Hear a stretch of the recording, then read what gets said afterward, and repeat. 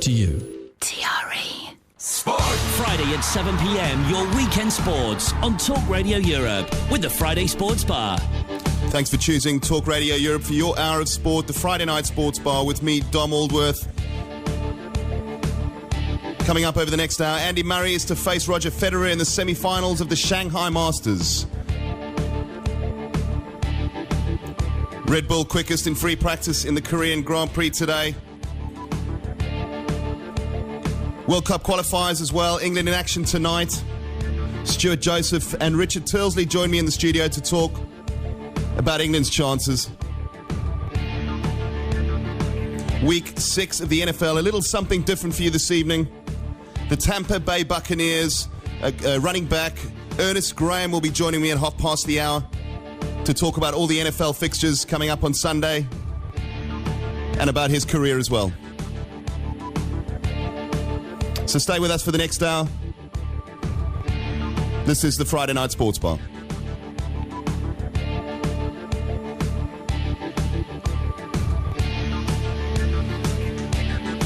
Friday Sports Bar with Dom Aldworth.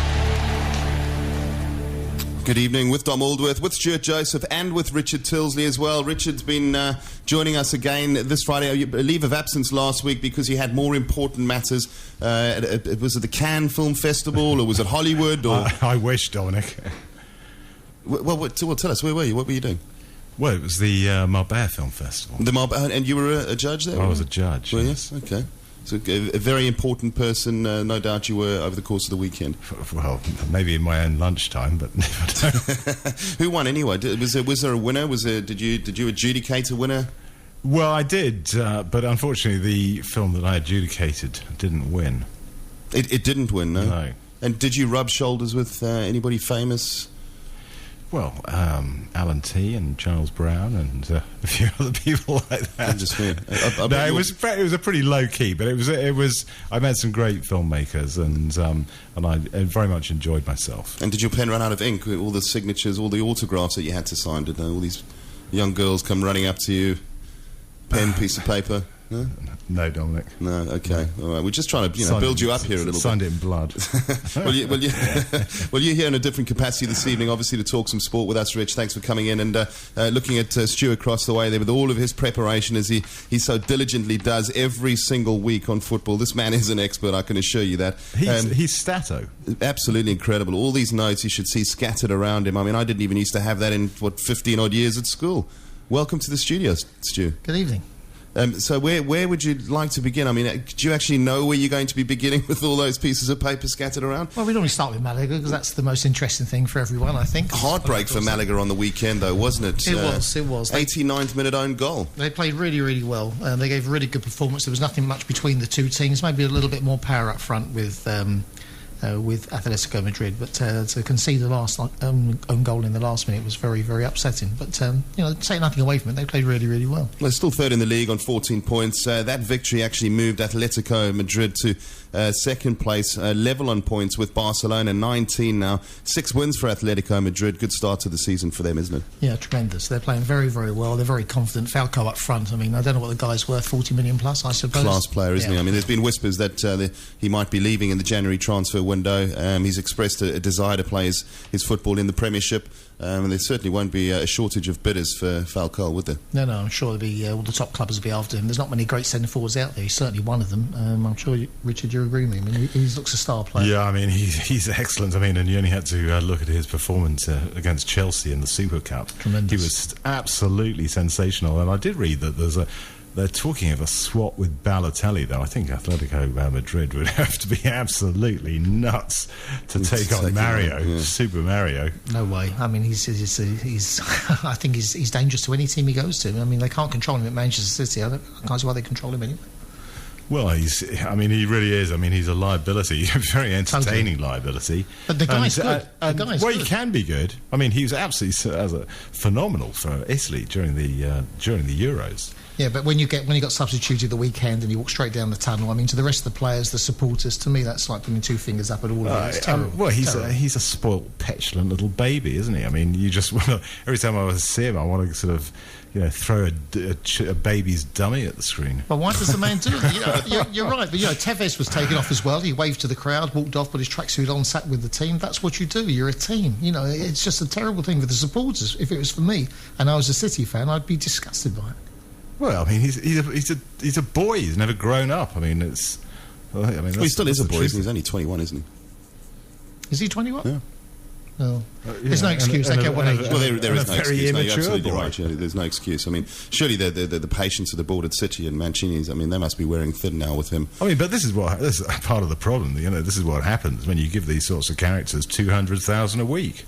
He had a difficult upbringing. So I heard. He was, I think, he was orphaned, and if you want to give him a little bit of a leeway, But having said that, the guy's earning great money. He's having the time of his life, enjoying wonderful income. Someone should just pull him to one side and sort him out. You've got to put it down to Manchester City, really, because the guy should be sorted by them, should be fined or something. Because the young kids I go back to this, and I know you always laugh at me, Richard, but the young kids who play football on a Sunday or are just growing into football, they think this is run of the mill. This is what you do, and it just causes it's just bad. Well, I mean, yeah, but any kid watching Mario Balotelli and thinking that, that's how they have to behave on a Sunday morning. I mean, they've got to be as stupid as Mario, haven't they? Well, I don't doubt this happens, really. Let's not waste this valuable time talking about such a petulant young kid anyway. Can we talk about Barcelona and Real Madrid? We can do. I was just actually going to go back to Malaga as well. Sorry. I mean, despite the loss, good to see Roca Santa Cruz getting on the score sheet there. He's a classy player, isn't he? Yeah, great header, great goal, really, really good. But the guy's injury prone. You're going to find this is his career, unfortunately. The guy's got tremendous talent, but, I think he went off in the second half because he had a slight problem with his leg, and this is the problem. He doesn't play enough football. If he did, the guy would be, absolutely tremendous. He's on Manchester City's book still, so he's obviously been paid really decent money. I'm sure Malaga are paying a proportion of it. But, the guy's injury prone. But the way he took that goal, the guy's still got a lot of class in him. Really, really good. Well, there were some big matches throughout Europe. The Milan derby, but no bigger than El Clasico at the Camp Nou on the weekend. 2 goals apiece, Barcelona, Real Madrid. The Messi and the Ronaldo show, both of them with a brace of goals. Did you see the game, Rich? Well, I saw the goals, and I thought the Messi free kick was an absolute corker. It really was. And Stu, you obviously watched the game as well. I thought it was a tremendous game. The football was outstanding. I was surprised that Real Madrid didn't go for the win in the last half an hour. I thought they were really pushed on. I think they had every chance of beating Barcelona. I thought they played really, really well, especially in the first half. I mean, numerous chances. And a draw didn't really do them any favours at all, did they? Unfortunately, on the league table, they still 8 points behind. Against a Barcelona side that yet to remain unbeaten this season. No, for Barcelona it was a good result because they maintain 8-point lead. The season has only just started, and it's an incredible lead. And for Real Madrid to have lost 2 matches already, and I don't think that's ever happened before. And they've really got to win every game now to stay at any chance. They've got Barcelona at home. Assume they win that, it's 3 points. They're 5 points down. Barcelona slipped that badly last year. They lost quite a few away games. It's not over by all means at the moment, but in the turn of the year, they're holding on to 8 points. I think your season will be all finished. I mean, Madrid fans and Jose Mourinho must be delighted, Rich, with the return to form of Ronaldo. 8 goals now in the last 3 games for him. Well, I mean, he is an absolute goal-scoring phenomenon. He really is. I mean, both him and Messi. And what's quite interesting is I've read some stats comparing the two of them. And I think Messi has scored more goals, but in fact, Ronaldo has had many more shots on goal than Messi has. I think Messi is still the balance of a player. He's got more to offer than Ronaldo. I agree with you. Of course, absolutely. As an all-round player. Absolutely. It's you're going to certainly pick Messi ahead of Ronaldo. You'd pick both of them in your team if you could. But Ronaldo suits Real Madrid better than Messi would suit Real Madrid because the style of football of both teams is totally different. I don't know. I think Messi would suit any team and any style of football. I mean, you would simply change your style of football for somebody like him, wouldn't you? Well, yeah, but can you? You've got to have the players around to change the style of football. You can't just take a look of way you want to play if the players can't play it. You can't just take that into a club, can you? You can't. Tell me, Real Madrid starts the season. I mean, a lot has been made of the discord at the club between Jose Mourinho and various Spanish players. Do you think this is going to continue affecting their season, or do you think that is now they put that to bed, as it were? No, I think that's put to bed. I think he's the sort of manager who, once he sees problems, I think he'd sort it out. I know the players got all egos and everything else, and no, I think Mourinho's more of a man's man manager. I think he's hands-on. I think he's a bit of a Harry Redknapp. I think if there is a problem within, I think he'll sort that out. Because, I mean, some of the Spanish players are starting to think that his style of management, is a little bit too autocratic, and I think they found out in the summer that they far preferred the sort of the more laissez-faire style of Del Bosque. I can't answer that. Can you? I mean, it was amazing that he didn't pick Ramos, for example, for that Champions League game. Yeah, but they have had a fallout. Him and Ramos, is what you just said. They did have a fallout at that time, and maybe he took that over as a big thing between the two of them and didn't play him. I think Ramos is a great defender. I like him. Excellent player. I mean, I couldn't believe he was left out. Yeah, well, listen, these things happen with him, but I'm sure the manager's. I think he's too good a manager not to let it run on. I'd be very surprised. I don't know. Sometimes I feel as though with teams like Real Madrid, okay, they won the league last year. What do they really want? They want the Champions League, and that's what Jose Mourinho really wants. Yeah, but Richard, you can't just turn it on, can you? Champions League, right? We all go and play 100%. League match, we're going to play. Well, when you're dealing with so many, winners, World Cup winners, European Cup winners, they've won the league. What they really want is the European Cup. I think the board as well want the European Cup. You don't think that, from a financial, to a certain extent, often players in that situation, they sort of tend to save themselves, save their energy for those. But Chelsea as the option. Look at last year.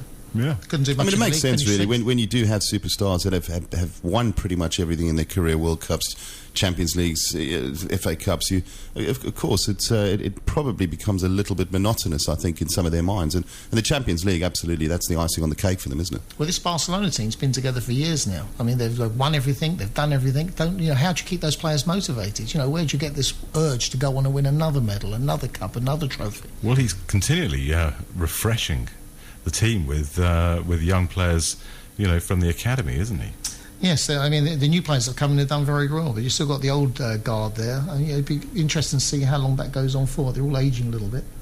Yeah, but there's so many great young players coming through. I mean, I've been very impressed with that Teo. Is it Christian Teo or Tello? Yeah, Tello or Teo, I suppose is how you pronounce it. He's an exciting young prospect up front, isn't he? Very good. Yeah. This is from their youth academy. Yeah, he's come through that. Yeah. Well, if you can fetch players in of this standard, then obviously they're going to continue. But it must be very hard to get everyone really gelled up. But if you're being paid that sort of money, you're playing at the top of your football, you're playing in the Premier League. In my head, you want to go out and play every week and play good football. Sure, unless you're Mario Balotelli or AC Milan at the moment as well. They've been suffering their worst start to a season in approximately 80 years. I think it might be the big Milan derby at the San Siro. We were talking about that last week, Stu. The crowd attendances from the AC Milan fans have been pretty low this season because the performances on the pitch have been pretty poor. And I believe there was only, 30 or 40,000 there for the big Inter Milan and AC Milan derby on the weekend, 40, which Inter Milan won. Yeah, quite unbelievable. I mean, Milan have fallen down to 11th place now. I mean, they finished second last season. What makes these teams, go so backward as they have? And obviously the fans aren't turning out. But then you would have thought, for Inter, it's really a home match, and they still get their full crowd. So I was surprised there was only 40,000 there. It shows you the lack of interest. But the Italian crowds are very poor generally. Yeah, I mean, as Stu says, I mean, for the last 4 or 5 years, I mean, the Italian crowds have been decreasing at an alarming rate in Italian football in Serie A. And but I think that the main reason is because of the corruption within the Italian game, and which is absolutely rife. I mean, there doesn't seem to be any corner of Italian football that is exempt from bribery and corruption. And I think the other problem is that you have an enormous amount of hooliganism at many of the matches. And as we did in the UK back in the 70s, and I think that is deterring people.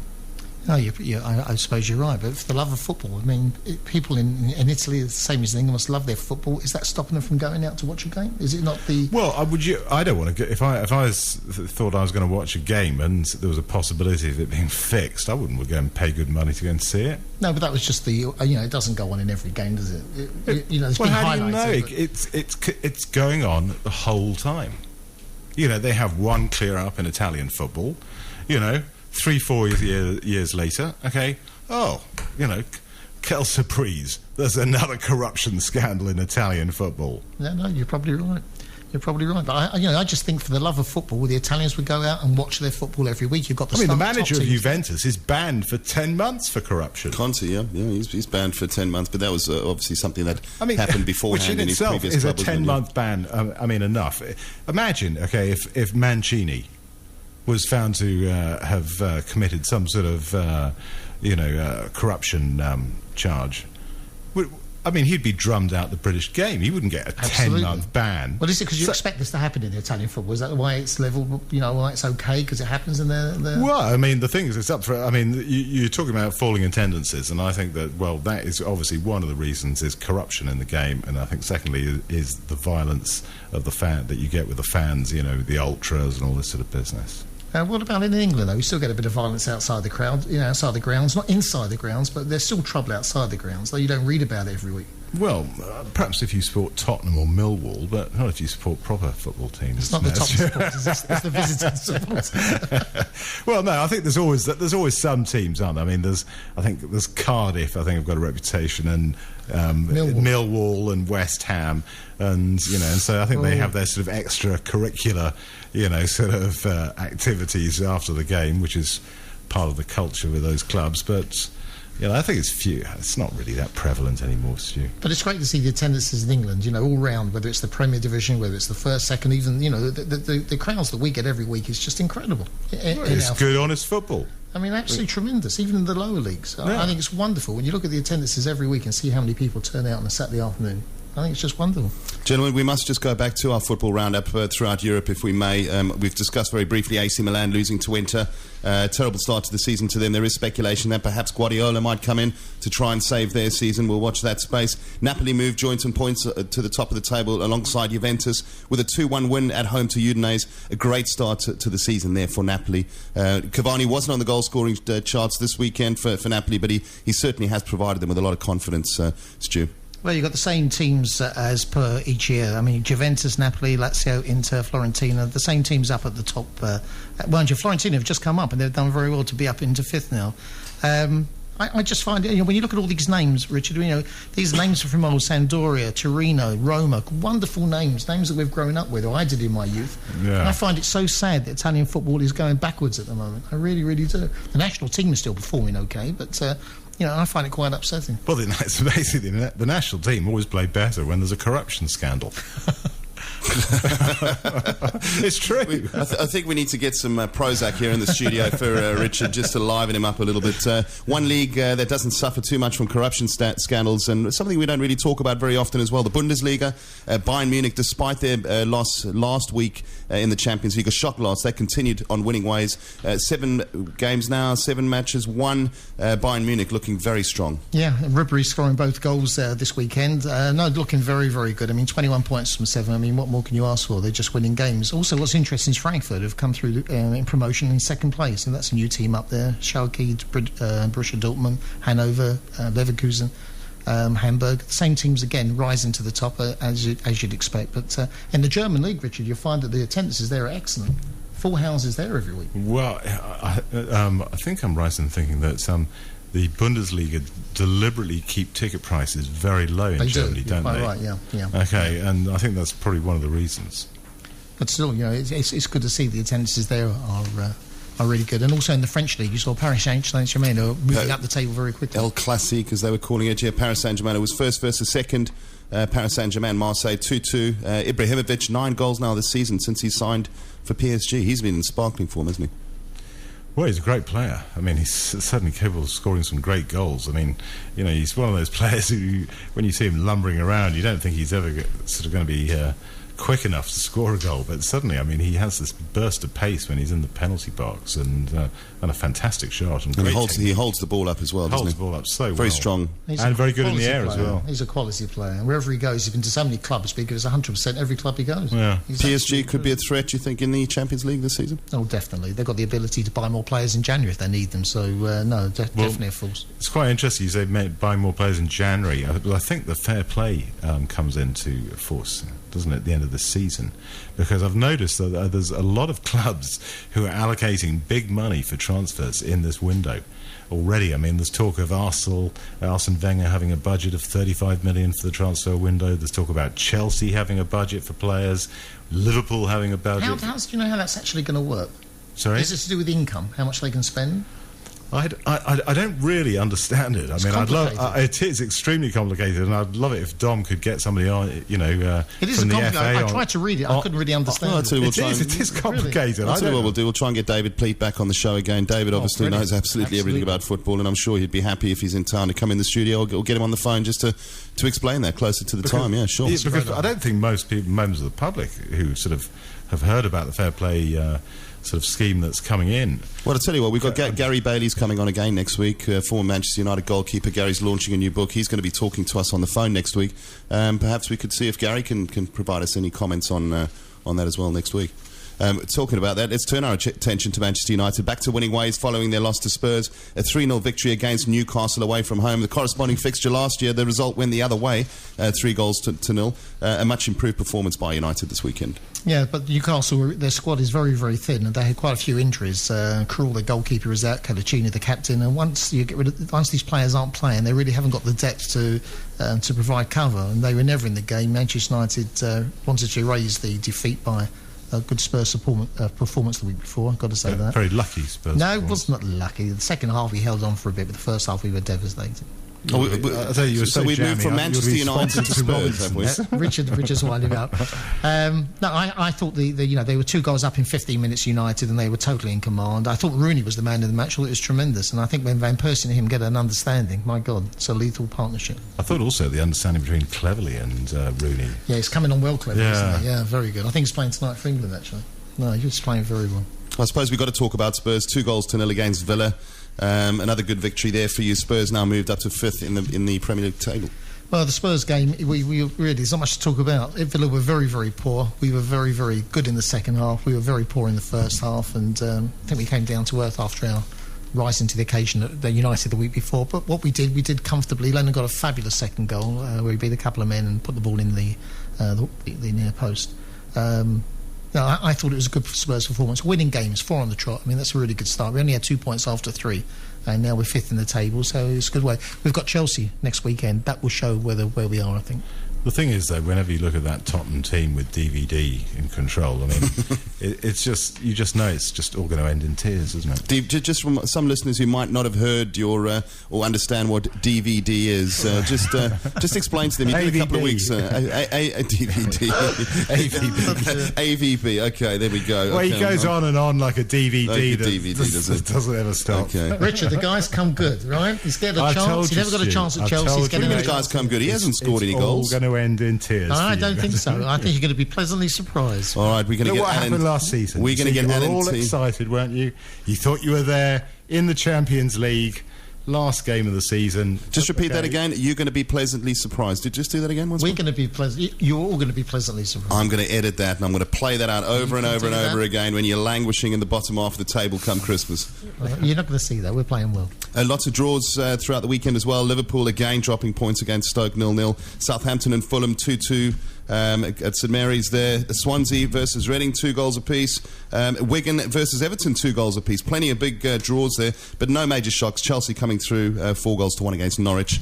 Fernando Torres on the score sheet again. That's really good news for Chelsea fans, isn't it, to see Torres now starting to score on a regular basis. Well, Chelsea, they're the form team. You know, after watching all the teams at the top, I think Chelsea are the team that you've got to look at for winning the league the way it's going at the moment. They're playing ever so well. Hurts me to say, I think Arsenal are playing some great football in midfield. You know, Cazorla is really ruling the whole game and made a big difference to Arsenal. But Chelsea playing some really great stuff.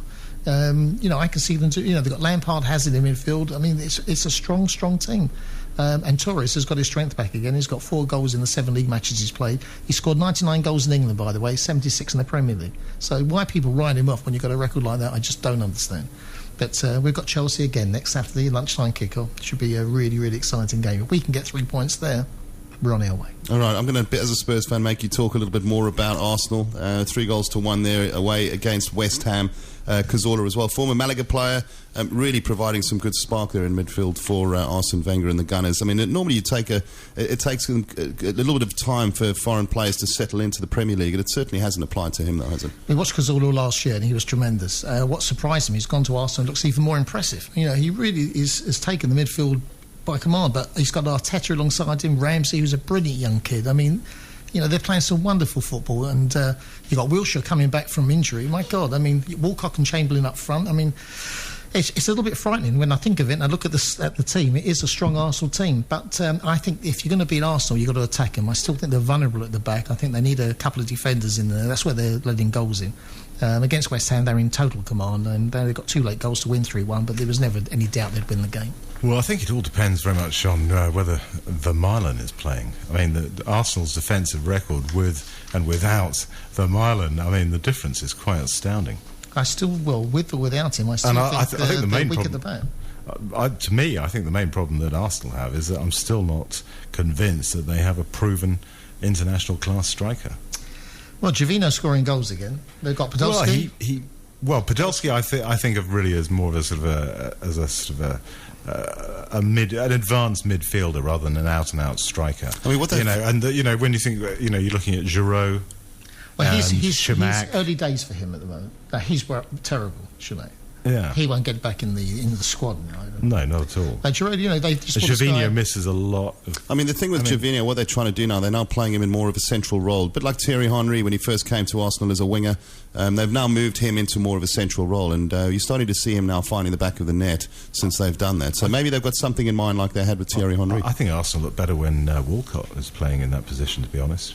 I think he's more skillful and he's quicker. He is, but he's hot and cold. I think he's better as a player who comes on to make something happen in the last 20 minutes and actually starting a game. He's, he can be out of the game for quite a while. Gentlemen, I'm just looking at the time now. We need to go to a commercial break because we need to try and get Earnest Graham on the line, Tampa Bay Buccaneers running back. You've got something else you want to say very quickly, Stu, please. I must just give Richard a bit of room. Richard, what result's that one? That says, yes. Yes, well, of course, that says Blackburn 0, Wolverhampton Wanderers 1. And I'm glad you mentioned that because our new manager, I think, has unearthed a real talent. I mentioned him a couple of weeks ago, and it's this guy called Sarko.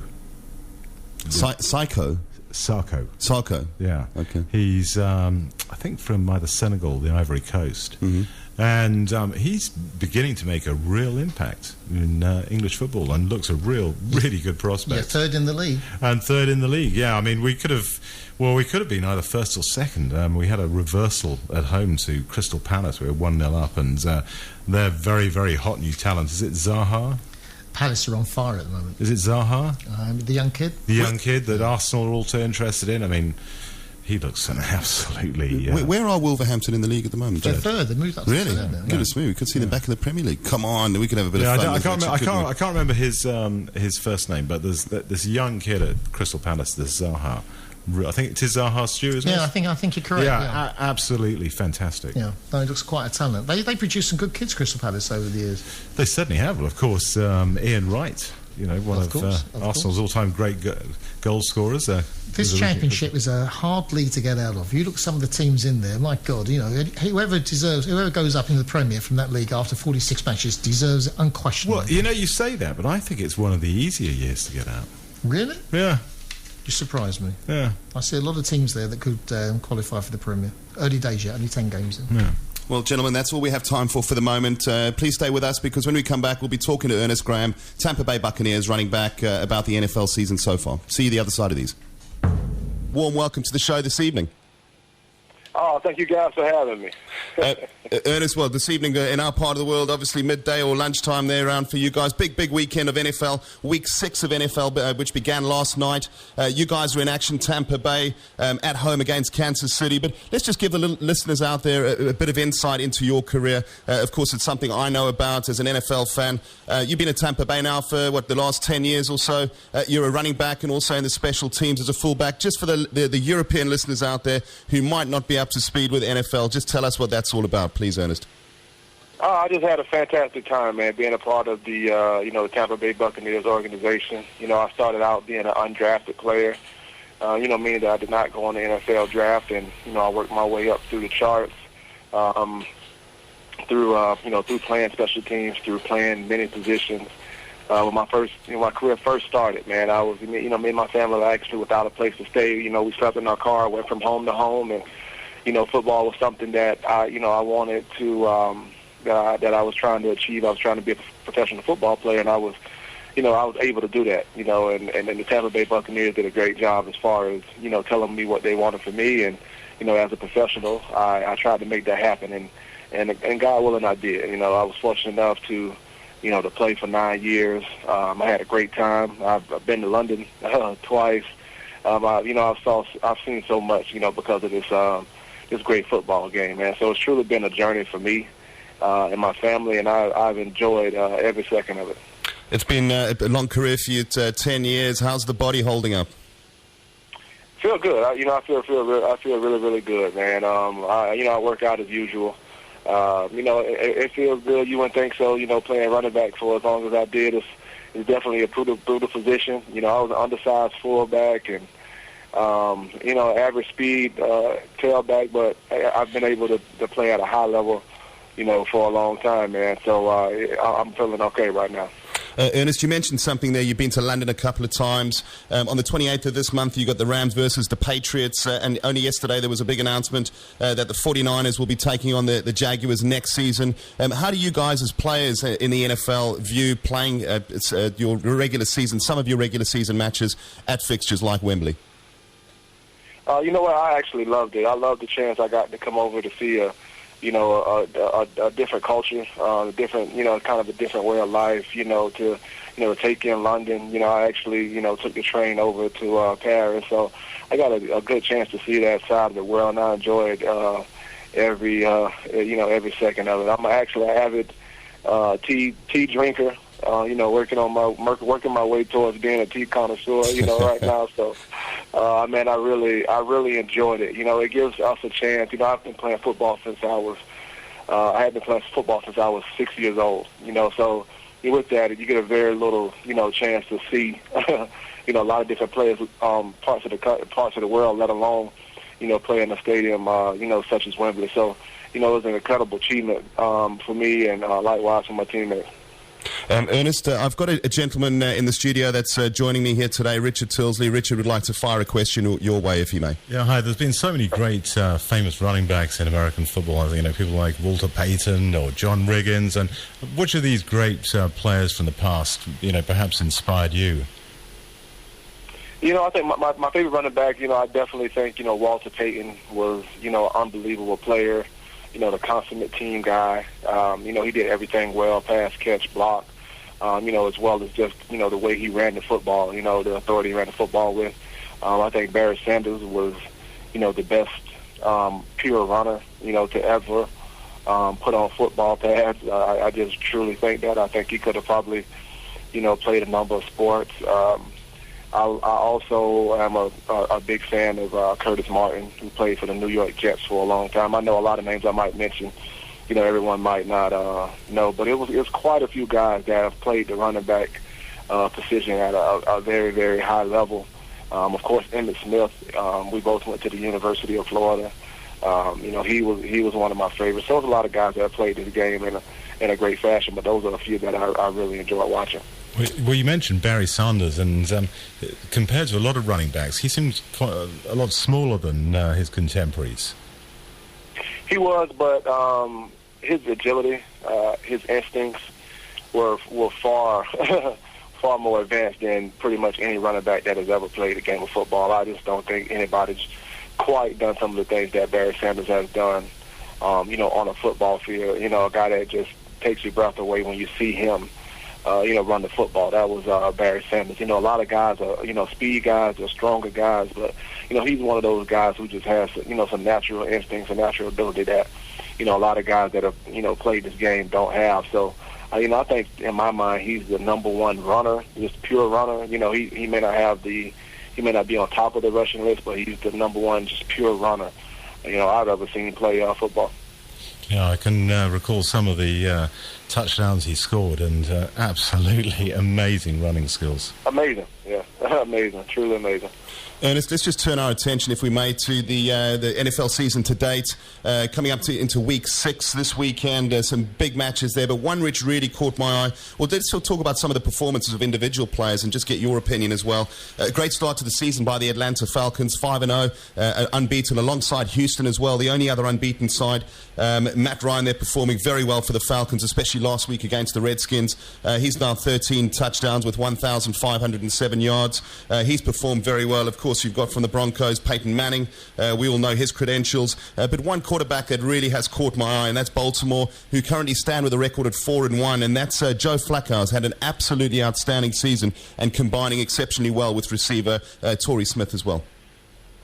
Yeah, he's played very, very well. All those teams that you mentioned are playing some good football right now. In my opinion, the San Francisco 49ers probably, are playing the best football, NFL right now. I think one team you got to watch out for is the Cincinnati Bengals. I think, they get better and better, as the season goes on. I think there's a lot of teams out there really, playing some good football. But, the one thing about the NFL, man, is it's a long season. Some teams that start out well, end up getting fatigued, and down the stretch they don't play so well. So it's all about who's going to play that good football going into the end of the season and take that momentum into the playoffs. And typically it's the teams that can really are playing some really physical defense, that is healthy naturally, and who are just hitting on all cylinders when the playoffs come around. So those are definitely some teams that are playing really well. I thought Houston was probably one of the best teams in NFL last year. And, I think as long as their quarterback, stays healthy, I think they make a long run. I think really, it's their time now to really step up as one of the elite teams in the NFL. So I'm definitely looking forward to see who emerges, this NFL season. Well, you threw one of the names in the hat there, the San Francisco 49ers. They're in action this weekend at home against the New York Giants, the Super Bowl champions. There's been a lot of talk stateside that the NFC West is probably one of the toughest groups in the competition there. Do you agree with that? Yeah, I definitely agree. I actually thought the NFC South was going to be a little better this year. It hasn't gone that way just yet. Cam Newton isn't having the best year. Of course, the Bucs aren't playing like they would like to play. So, and of course, New Orleans is having a down year with what happened. So, the NFL is a game like that. In the offseason, a lot of teams make a lot of acquisitions. Some teams who had terrible years, they all of a sudden bounce back and play some better football the next year. Is really what 53 guys determine in the offseason that they're going to get done, and how much they truly believe it and approach it that way every day in practice and every Sunday. That's the NFL that we play in. Is year to year, you never know who's going to emerge and who's going to play football. It's all about want to, and a lot of these teams get in their head that they can get it done, and I think you're going to see those top teams continue to play well, but then I think you're going to see some teams who get a chemistry and find themselves in the playoff picture like the Seahawks have done the last couple of years, and they're playing some good football right now, so they're another team to watch out for. Talking about the 49ers, much in the early part of the season, and their performance has depended on Frank Gore. Yeah, without a doubt. Frank Gore is a guy who's played at a high level for a long, long time. He's actually another guy who's a pure runner that, has fantastic instincts. The 49ers actually have the luxury, right now to not have played Randy Moss, to not have played Brandon Jacobs and still be playing some fantastic football. So, they're a team that's going to be fresh, here at the end of the season. They got some guys who are sitting out who are going to be able to come in and fill some crucial roles. When we get into the winter, and you have to be able to pound the ball out and play some tough physical football in the playoffs. So, those guys are really sitting in great position right now. Before we let you go, it's been fantastic to hear from you as well about the NFL, about your career as well. I'm going to put you on the spot here a little bit, if I can, Ernest. I've actually picked out 5 fixtures for NFL Sunday, 5 games, which I want you to give your prediction, Earnest Graham's prediction, on which direction he thinks that these games are going to head this weekend. The first fixture I've picked up is Oakland at Atlanta. Atlanta looking to extend their unbeaten run. Oakland struggling with 1-3. What's your decision on that game? I got Atlanta winning big. Atlanta to win big, to continue their unbeaten run there. Dallas make the trip to Baltimore. Baltimore 4-1. We've mentioned Flacco. We've mentioned Torrey Smith in their form. Who do you reckon is going to come out on top in that game? Baltimore, I think, is the more disciplined team. Of course, I love Ray Rice. I love what that team is doing right now. I think Baltimore definitely wins that one. We had to throw in your home team. You guys are at home this weekend against the struggling Kansas City Chiefs, Tampa Bay Buccaneers. I expect you to only go for one winner in this game. That's right, Tampa Bay Buccaneers, man. New York Giants and San Francisco 49ers, the defending Super Bowl champions, against one side that you said that you could clearly see in the Super Bowl this season, the 49ers. Who are you going to go with? I think I'm actually going to go with the Giants this weekend, though. I see the 49ers playing for it all, but I see the Giants winning this weekend. One side that you've been very impressed with, you thought they were the best side in the NFL last year in the regular season. Green Bay travelled to Houston. Houston again with an unbeaten record alongside Atlanta. I assume you're going to go with Houston on that one. Houston wins that game because Houston can run the heck out of the football, man. I like Houston. Well, listen, Ernest, we've taken up more than enough of your time. I could probably take up at least another hour talking NFL with you, but thanks so much for taking time out to have a chat with us. Best of luck to the Buccaneers, to you guys for this weekend and NFL Sunday. We'll be looking forward to following your fortunes throughout the season. All right, thank you. Talk to you soon. Cheers. Thanks so much. Spa with Dom Aldworth on Talk Radio Europe. Well, good evening. Welcome back to the last 10 minutes of the show. Special thanks there to Earnest Graham, Tampa Bay Buccaneers running back. Great to hear from him and get some insight into NFL and how the season's gone so far. You probably heard in the commercial break, Talk Radio Europe will be bringing you David Price versus Audley Harrison this weekend. Heavyweight fight. David Price, a bronze medalist from the Beijing Olympics, and Audley Harrison, all those years ago at Sydney, a gold medalist. A little bit disappointed. I mean, David Price is a top, classy young fighter coming through the ranks. Why on earth Frank Maloney decided to put him in the ring against Audley Harrison at the age of 42? I really don't know, Rich. What do you make of that? Well, probably money, Dominic. At a guess, you know. Yeah, well, I mean, listen, there was this. Well, why else? About Tyson Fury. Why not stick him in the ring with Tyson Fury? When Frank Maloney came on this show about 6 or 8 months ago, he said that's what he. No, David Price would. It would be a good fight. It would be a very good fight. You know, two guys with unbeaten records. They want a payday. Everyone wants a payday. Why not? Well, a payday? You're going to get a payday against Audley Harrison? They're going to pay you in peanuts? Well, they'll get something.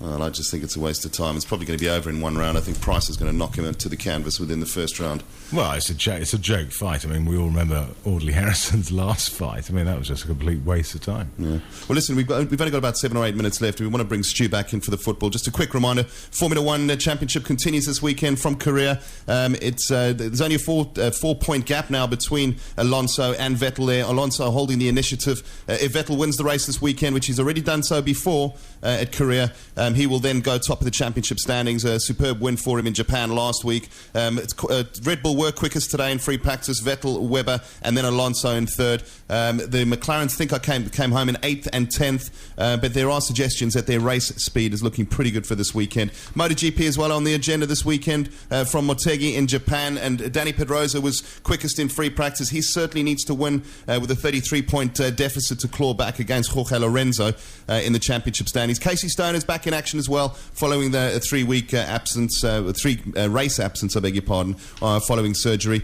A bit of golf news there. Justin Rose walked away with a cool $1.5 million in the inaugural World Golf Final in Turkey today, defeating Lee Westwood by a shot. Lee Westwood earning himself $1 million for his efforts as well. So good stuff there from Justin Rose, the world number 5. He's having a pretty stellar year so far.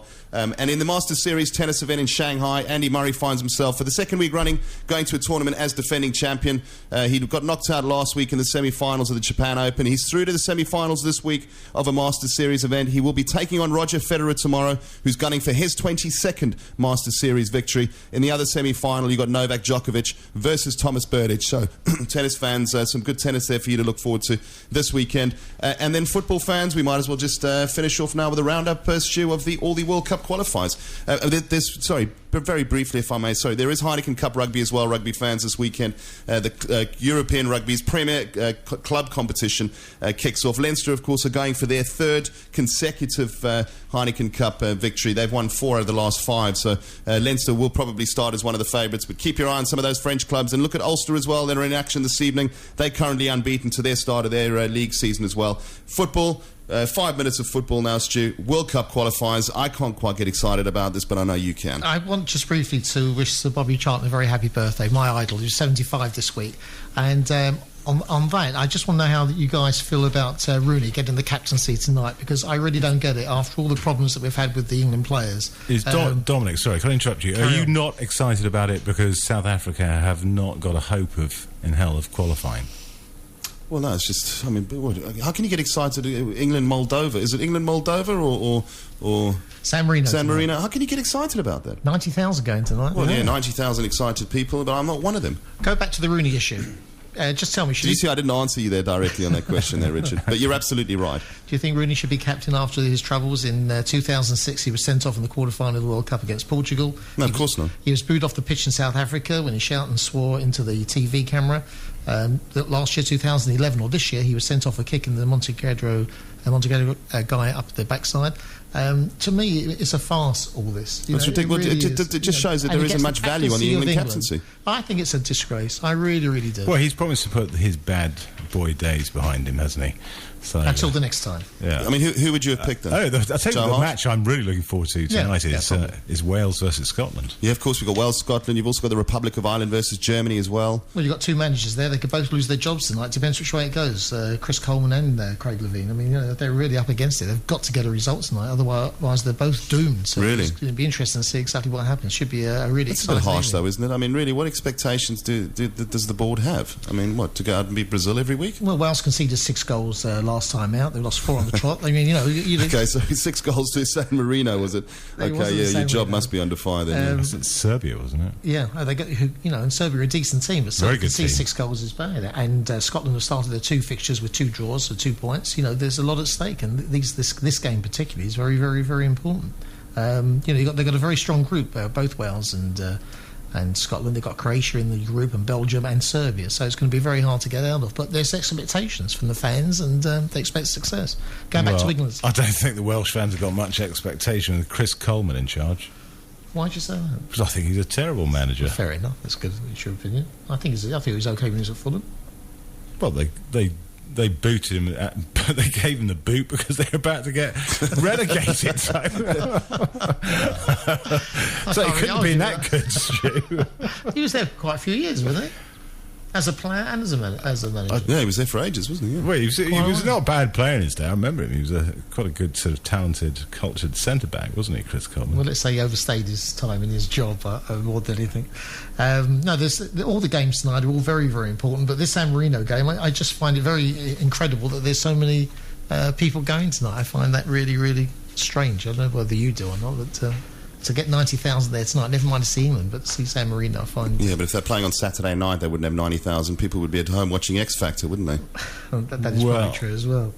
You've got a tremendous They've probably reduced the price. I mean... Well, whatever they've done, they've still got 90,000 in the stadium. I think it's marvellous.